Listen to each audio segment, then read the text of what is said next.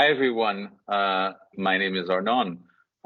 Together with me, Omar from AWS and Shachal. And just before we dive right in, this is fresh from last week. Well, we had a lot of fun, I think, in Berlin, part of IAA doing a dry run of this webinar in front of 70,000 attendees. Well, you can imagine not all of them came to see us, but this is maybe a good chance to say thank you for AWS Automotive and Manufacturing for hosting us at their amazing venue at IAA last week. Big shout out to, I'm probably forgetting a few, but Wendy, Bill, Carlos, Arvind, Joe, Todd, Ajit. So we're really appreciative of the partnership. And Omar, thanks for joining us today. Thank you, Arnon. So if we look at APIs, they play a crucial role in the smart mobility revolution. It's not only that they enable effective connectivity between consumers and their vehicles, they're also a part of connecting between applications and servers. And they enable OEMs to provide and expand their revenue streams with data-driven features. But hackers are more than ransomware nowadays. We look as upstream at the increase, and we're going to talk about that in attacks. So as we see the growth from 250 million vehicles today to over 99% of the vehicles going into 2030, we'll see more attack surfaces and more attacks, but hackers are moving from just ransomware brand reputation to automotive cyber attacks that are potentially life-threatening and pose public safety risks. But I think there's also one last thing before I start asking some questions to you guys. There's a move from over-the-air update to SDVs and continuous car updates, right? So if we look at the future ahead of us, Shachal, can you take us through a few stats and tell us why APIs became hackers' best friends? Sure. So as you mentioned, we're seeing a significant growth of cybersecurity attacks.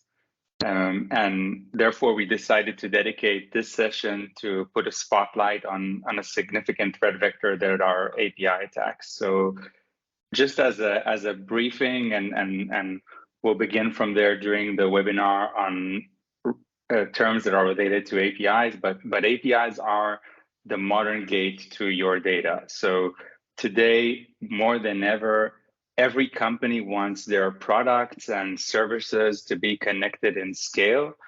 And APIs are the standard and the most convenient way to enable that. So mobility players identify APIs as at the engine to support their digital transformation. So we're seeing it in OEMs, fleet management company, smart mobility players. Every company in this ecosystem is charging on APIs, and this is really a significant change we're seeing in the industry.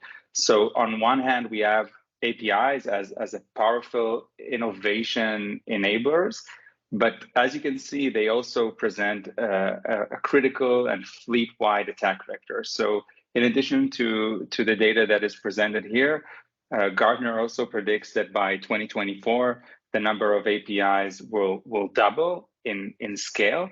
And according to Upstream's 2023 report, API-driven attacks in the mobility industry have quadrupled. So just to lay that for our conversation. That's interesting. Thank you. Omar, coming from AWS, I mean, AppSec, right? Isn't that something that should suffice? That seems to be one of the most or the largest investment security according to a recent Palo Alto survey. So tell us a little bit, what does AppSec and API security have to do in common or not? Yeah, so at AWS, we really care about security for our customers. And if you look at one of our concepts that we've created called the well-architected framework, we just added application security as a critical pillar for best practices. And so I think when I look at this webinar and why I think it's so important to talk about this is we start to think about sort of what are APIs and what are the common attacks and sort of how AWS helps customers think about security at a fundamental level, Arnon. So the fundamentals are table stakes. So what does that look like? But I think the important thing is going beyond that. And you think about fundamentals as being super important, but then what happens? You have the fundamentals in place, and then you have this different use case that Shakar has already kind of started to talk about, which is this vehicle that connects to all throughout the ecosystem, whether it's charging stations and there's APIs that this vehicle is communicating with, and that changes things. And sort of the theme of this webinar is context, and so context really is everything. So what might seem suspicious to one application may not be suspicious to a vehicle, and it's very hard to know and understand what that context is. And I think this webinar and our partnership, we're trying to define that, and hopefully that's an outcome for the audience as well. Well, I love what you said because context is everything. I couldn't have said it better, but if we look at the automotive industry and data modernization and the subscription economy, I think that people are now used to doing everything easy and remotely. So we're used to a smartwatch, a smart home, a smart car. How does that impact how automotive customers are using APIs in automotive and manufacturing? And maybe give us a few examples. Omar, that's you, I guess, and you're mute. Yeah, sure. So I think when we think about automotive, what our automotive customers are doing. So I work with the largest OEMs in the world, as do you, as well, Shakar and Arnon. And these customers care about their customers, right? So there are capital C customers, and then they care about their drivers, fleet operators, and they want to enhance customer experiences. That's their goal. They want to build delightful, beautiful features that people can interact with. So what I'm seeing from automotive customers is they're on AWS, they're building their OTA platforms, they're building their companion applications so fleet operators can get telemetry off the vehicle to check their tire pressure, their the gas levels, battery levels in their fleet. They're building consumer applications so that the consumers can interact with their vehicles, lock the door, or remote start. So it's really about convenience, and we're seeing all kinds of features getting built from APIs on AWS. Yeah, I'll add on that we just returned from IAA, and most of the advanced solutions we've seen there were based on APIs. So when we're talking about electric vehicles, we're talking about plug and charge that is also based on APIs. We're talking about additional fleet management applications, how to plan the most efficient route for your trucks. Those kinds of applications all are API driven. So I would add that to Omar's examples. Okay, so Shachar, maybe you tell us why are automotive API such a desirable target? Sure. So I think after we laid off where automotive APIs are, so why they are becoming such a significant target is first of all, as we mentioned, APIs are the gateway to data, and where data is where money is, and that's where hackers go. So just to begin with that. In addition, APIs as from their nature as something that I'm building in order to create connectivity with external users and third parties are documented and published. So potentially, as a company, I'm publishing my vulnerabilities and hackers take advantage of that.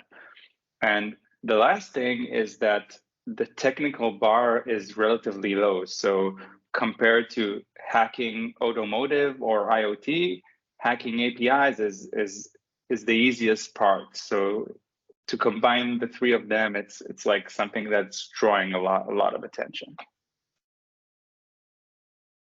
Yeah, Shakar, I think one other thing I just want to quickly add is we have the theme of context. We also talk about ubiquity. So because we all know that cloud computing is helping developers accelerate development, and that's a beautiful thing because what used to maybe take 2-3 days to build, rent out a server, and go through the change management process I lived in my previous life, sort of trying to develop an app in that way. On AWS, you can,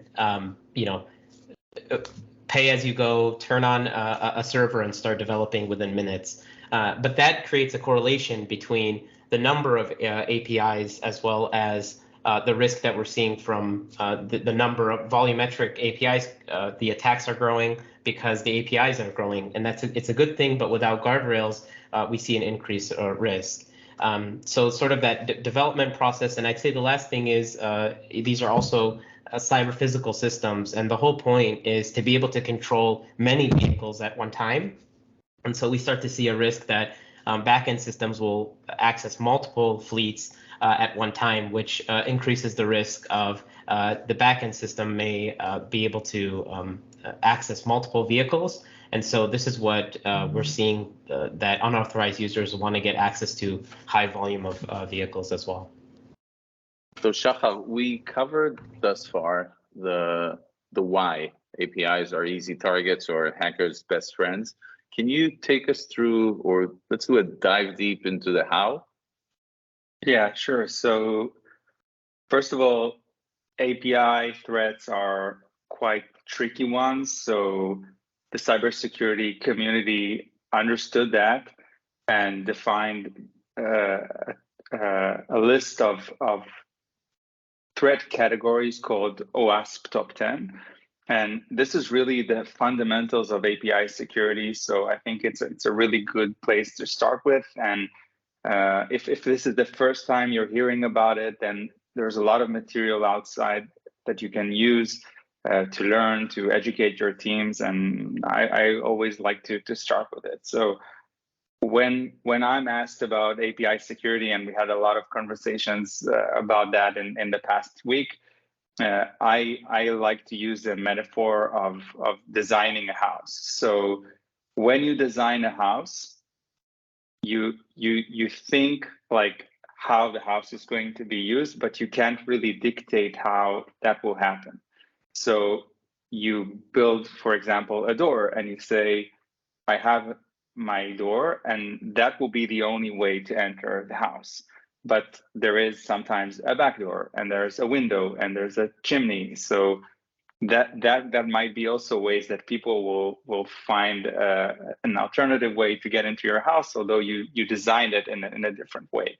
So as you can see on this slide, we brought the top 10 categories of attacks, and just to provide you some examples, except the titles. So I'll begin with excessive data exposure. So think about a developer that created an API to return, for example, a first name and the last name, and that developer also thought, yeah, maybe people would need this API also to get a social security number, credit card, VIN number, and it might be useful for other kinds of applications, but in his specific application, he's only using it for first and last name. So this is something we love in the cybersecurity realm, and hackers love, like getting these APIs that are robust and contain a lot of data that they shouldn't, and it's a great way to get access to data that isn't supposed to be exposed. The second one I would like to talk about is rate limiting and lack of resources. So you build an API that is supposed to receive text. So for example, another API that expects to get like a name. A name can be maybe like 10, 15 characters. But let's say now we have a user that instead of inserting a name into that API, he inserts a regular expression that takes significant amount of resources to compute and might crush your application. So that can be also a vulnerability and kind of a threat that is relevant for your applications. And last but not least, like the scariest threat, that is Ebola, that is a shortcut to broken object level authorization. And that means that your code doesn't validate that the user can only access the objects that they are supposed to be able to use. So that's a tough one. And now I'm going back to the house metaphor. So somehow I was able to get into the house. I'm not saying how. And now I'm in the house and I'm able to access like drawers and cupboards and go to every room I want into the house. But nobody asked me while I'm accessing these resources in the house if I'm able to do that. The house is assuming that if I'm there, I can do whatever I want.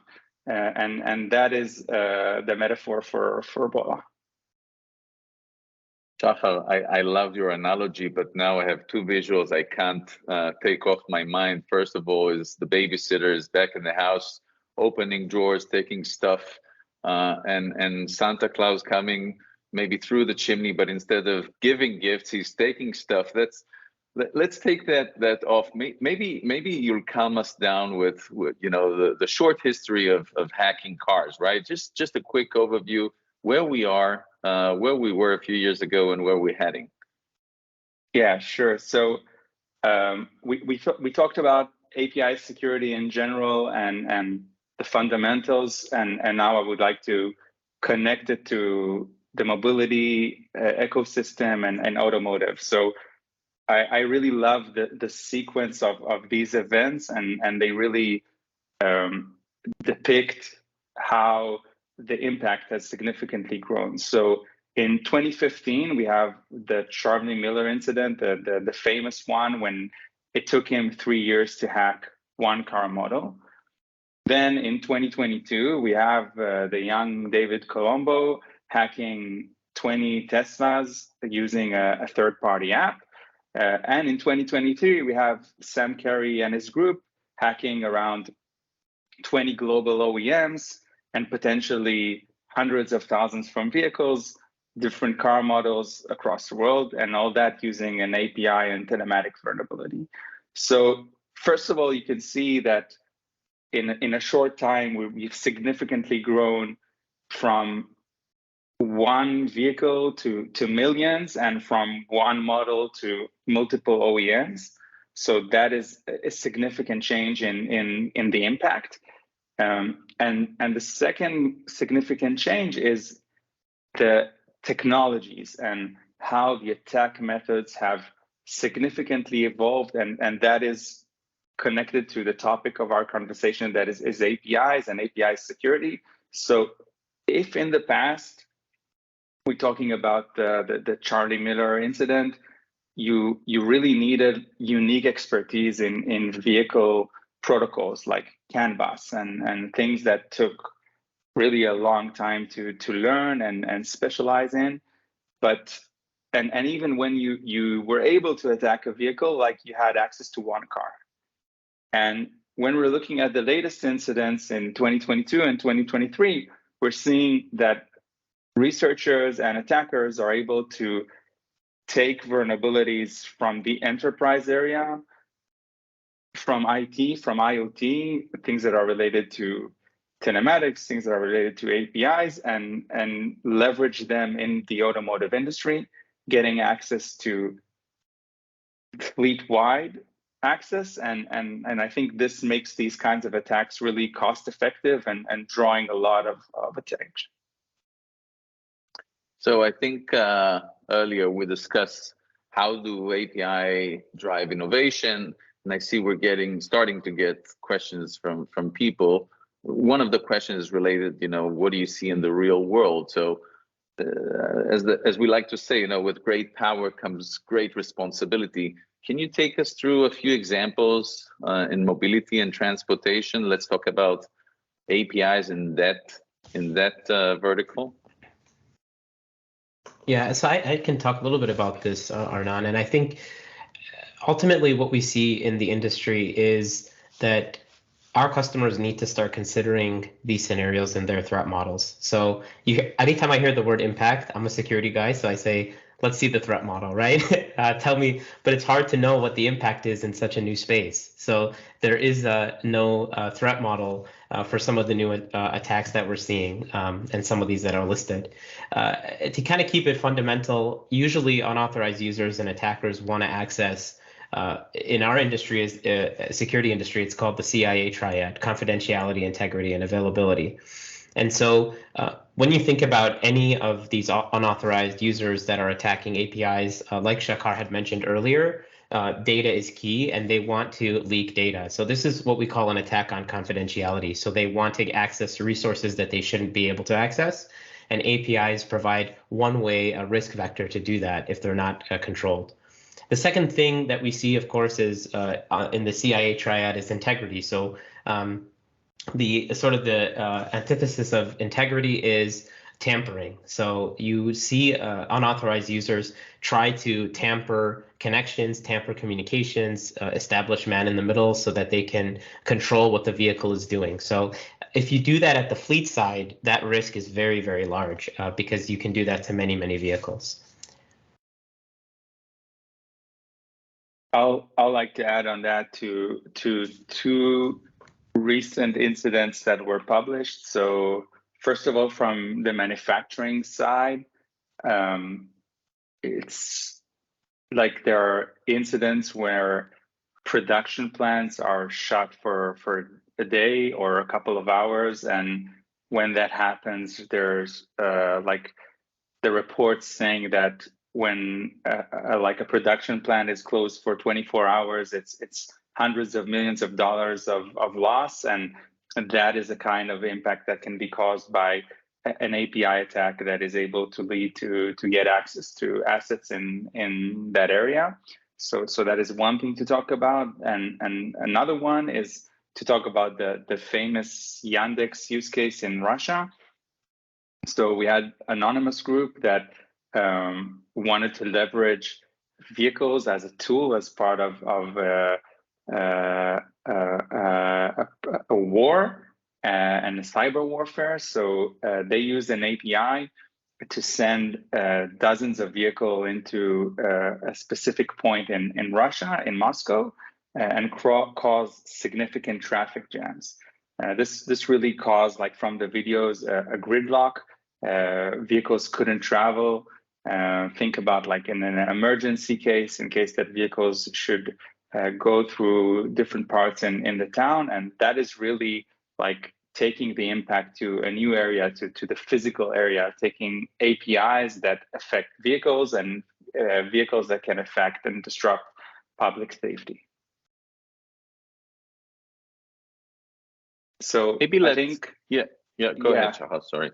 I think that we're talking a lot about like attacks and the fundamentals and how to deal with them. And I think like when we upstream are talking about attacks, then an API attacks, we love to provide this example because this really shows a real use case that was detected by our VSOC and demonstrate those kinds of APIs attacks. So this is based on real data that we're monitoring.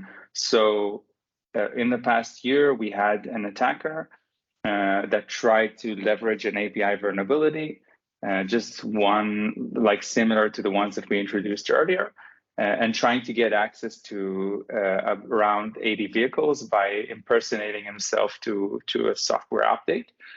And a lot of drivers that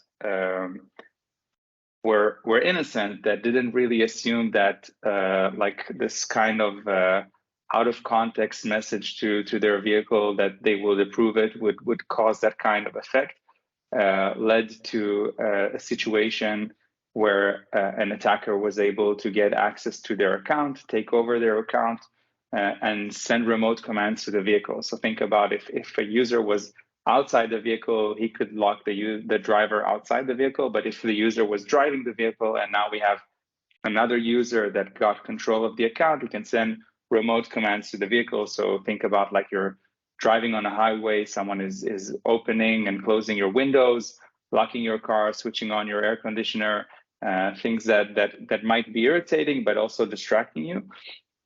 and our VSOC detected that in a matter of minutes, and we were able to work together with our customer to remove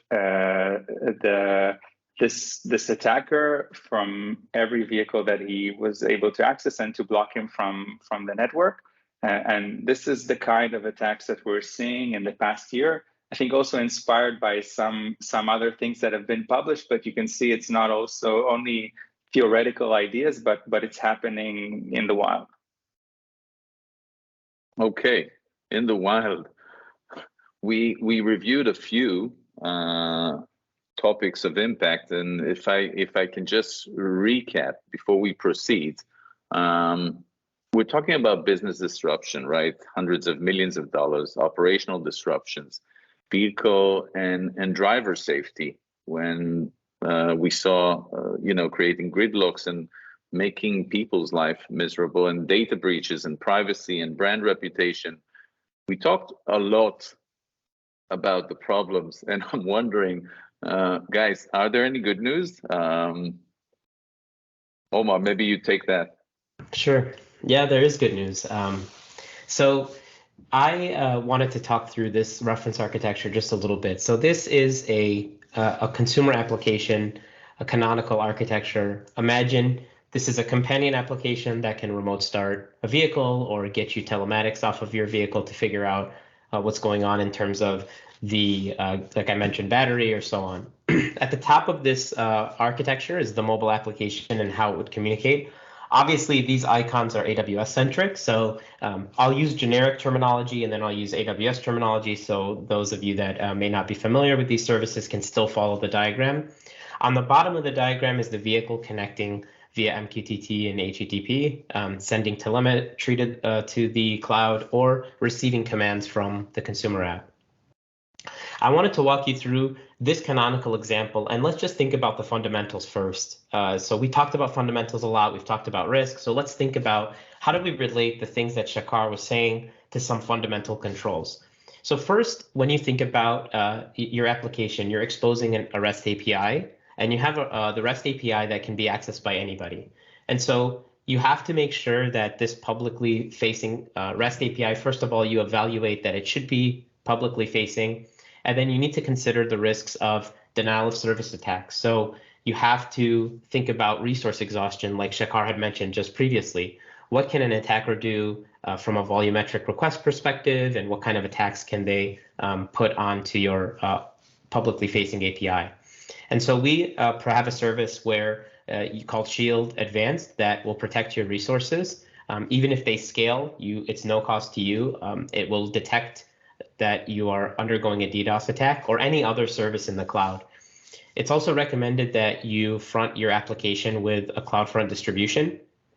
And on the right side, you now see two icons, one that says a load balancer, one that's an API. So you can choose one or the other. I am showing both examples here, but you could use an application load balancer or an API gateway to front your application.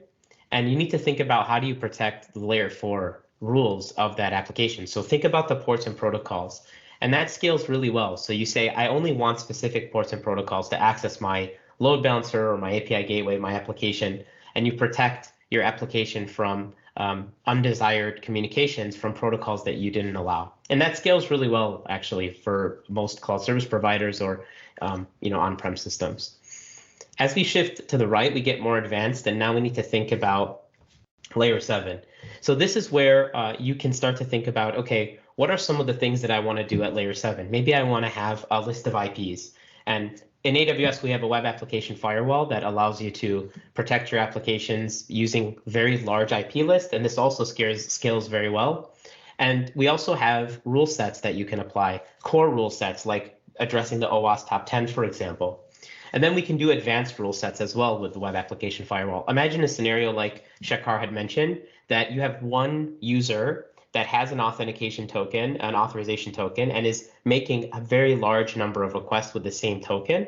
You can start to build advanced rules to say, this individual user has made too many requests with this same token. We're going to do a throttle and stop that user from doing that. One thing I want to mention before I jump into the last piece here for identity is something has to inform your organization about what's happening to your application. And really, that's where the partnership between AWS and Upstream comes in. So if you think about the layer 7 idea, and how do you know how your application is behaving and which rules to write, you need to be informed by a system. And sort of spoiler alert, the Upstream platform is truly the way that we get that input. So the last piece here, identity, I'll cover identity and then pass it back to Shakar to talk about the Upstream platform. From an identity perspective, don't try to reinvent the wheel here. So you need to provision certificates and tokens for vehicles and humans respectively. And you should use well-known protocols, X509 for certificates, OAuth and OIDC for tokens. AWS provides you services to do that. We have a private certificate authority that lets you provision certificates for your ECUs. And we have a service called Amazon Cognito that helps you issue tokens. Very critical, fundamental stuff. Not reinventing the wheel causes a lot of problems. Just use the standard protocols. They go a long way. And the last thing is authorize all of your APIs. Authenticate and authorize all of the requests. Easier said than done. Much, much easier said than done. But this is your code, your APIs, how they behave. You need to think about how do you authenticate? That's the first step. So I look at my app, I press start on the vehicle. You have to ask, can Omar start the vehicle? That's a separate question. So I may be authenticated. Maybe I shouldn't be able to start vehicles. If I can start vehicles, which vehicles can I start? Can I start Arnon's vehicle, Shakar's vehicle? Those are different layers of security. And that aligns to the OWASP top 10. So authenticate and authorize all of your API calls. And you have to be informed. You have to be informed about what is my application doing? And how that happens is through some detection mechanism, which is the wonderful product that Upstream provides. So I'll take it from here and talk about Upstream's API security solution. So this is part of the VSOC, our cybersecurity platform that is already being used by 15 global OEMs, and we monitor above 25 million vehicles, which are roughly 10% of the global connected vehicles. So I just want to talk about three main features that are enabled by the API security application. So first of all, it enables you to discover and manage your API's inventory. And I think that is the first step to deal with APIs. Like we're talking about the first steps and fundamentals, and that is a big thing. So when we work with mobility companies and with OEMs, and part of like POC sometimes is collecting data from their gateways or other components that collect API traffic. And we show them what we have discovered based on actual data and comparing it to the data that they have, like how they think their inventory really is the gaps are dramatic. And once you start from that and you have the information to manage your API inventory, it really makes a big difference and significantly improves your cybersecurity posture. So that is the first feature I would like to mention that is enabled based on our platform. The second one is the fact that it provides you actionable insights that enables you to reduce risks. So everybody's talking about like shift left, and that is a big trend. But you need tools to be able to shift left. And when we're working with security teams, they want to shift their organization left, but they need tools to do that. So what we developed in our application is that we give our security teams the tools to help them to create evidence that they can take to the development teams. So instead of saying, hey, this API isn't supposed to work or shouldn't work and we need to modify it, we generate reports according to different kind of formats that can help our security teams approach developing teams and help them understand which kinds of transactions are actually happening, according to documentation, and also help them create documentation using automatic tools based on our platform. And the most important one, and I think we mentioned it, and also it's the theme of this webinar, is context. And we're talking about vehicles, and we're talking about mobility. So the ecosystem we're living in is the context of automotive and the context of mobility. When you're trying to detect an attack, and specifically an API attack, the context is really important. So using the other example we just showed through what we detected in our platform, in our VSOC, is when we have a user that is approaching different vehicles, if we're not in the context of automotive, it's like a user that is trying to reach like different ATIPs. It might be legit if you're looking at another API solution. And when we're talking about the automotive industry and we're understanding that behind these IPs, there are vehicles, so okay, that's not legitimate, and that is an attack. So having the full context, connecting it to telematics data, connecting it to other streams, over-the-air updates, physical data that is connected from sensors in the vehicles really provides you the whole picture that enables you to understand if there's really an attack behind these anomalies. I just want to comment really quickly on this because we think about at AWS Automotive, we have strategic workloads, and we really want to put security across all of our strategic workloads. And this is specifically a way for us to partner with fantastic partners like Upstream to think about how do you go across the strategic workloads that we see our customers building their applications across, and where we saw this relationship with API security, and hopefully it goes beyond just these two strategic workloads, is really thinking about SDV and connected mobility, understanding how the applications work and what are the risks to those applications from an SDV and connected mobility perspective. I just wanted to highlight this because it's aligned to our partnership between AWS and Upstream. So I'll just mention it from our side and the partnership. So Upstream can easily be deployed on AWS. So customers can benefit from Upstream's integration with AWS services. So on one hand, all the data sources can be ingested and monitored in hours. So as you can see here, we're talking about data from vehicles, APIs, servers that are connected to the vehicles, etc. And on the other hand, we also have the action that is triggered based on the platform.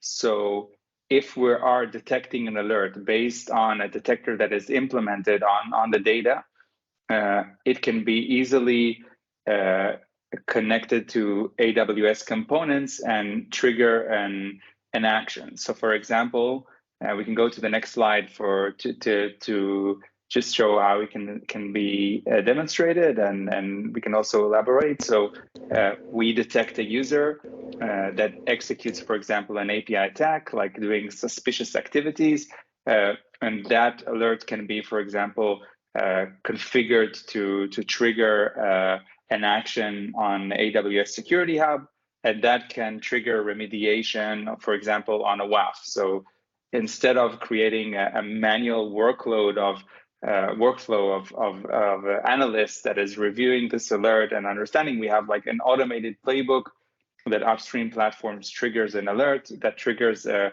remediation access using AWS WAF, and I think it's an amazing use case, and there probably can be others that Omar can also explain.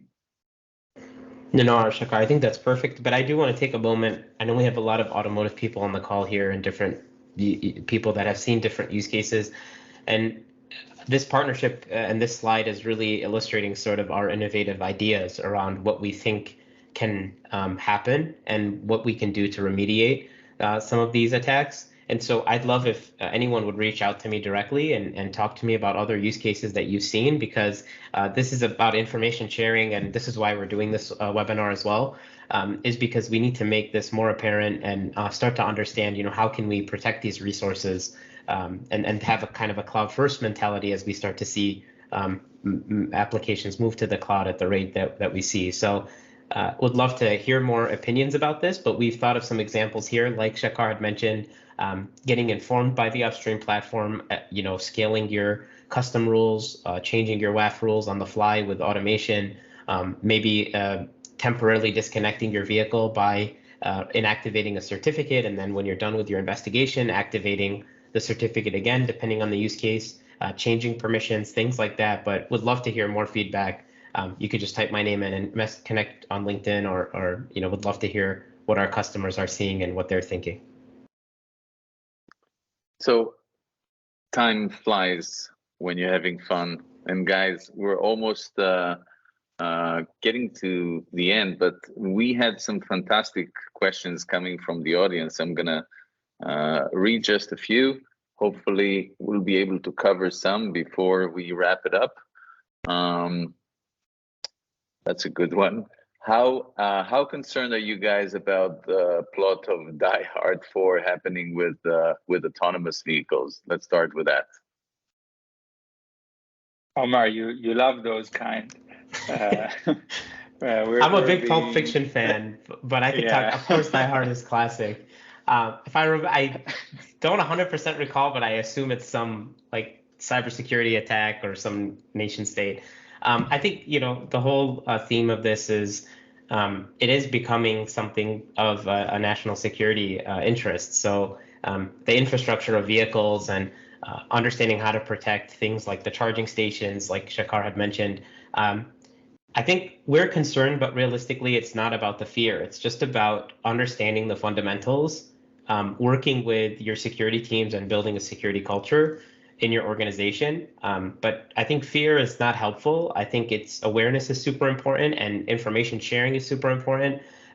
And working with the right people and working with the professionals and building a community. And I know upstream, you care about that a lot, building a security community. So do we at AWS. So that's sort of my opinion of the disaster scenario.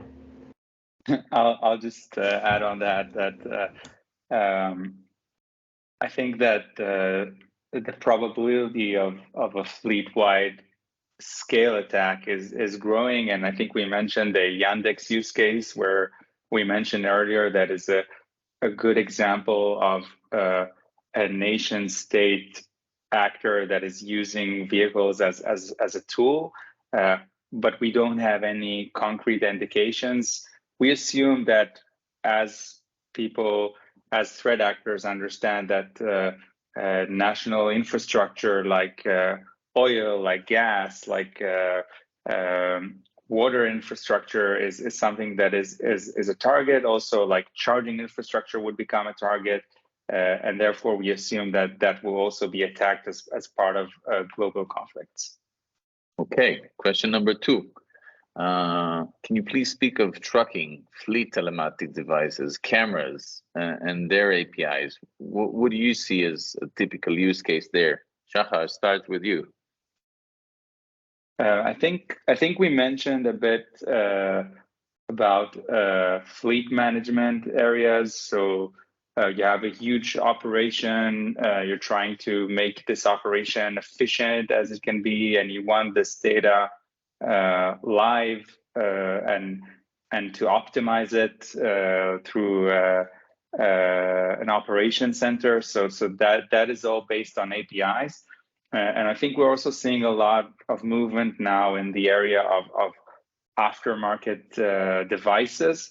So, for example, cameras is a big thing. These sensors that you add to the vehicles that people are really interested to install in their vehicles and enhance them. Also able to pay a monthly or an annual subscription. So those are really big things, and they bring a lot of APIs and data to a vehicle that is already connected. So if I get that right, the fear in this case would not be to the vehicle itself, but hacking into the camera on one hand, and on the fleet side, if we're talking about the guy who just brought you a great package, maybe of Amazon, maybe of DHL, but he just got you signed, you get an SMS back or a text back. he delivers. If there's a hacking into the iPad of these guys, right?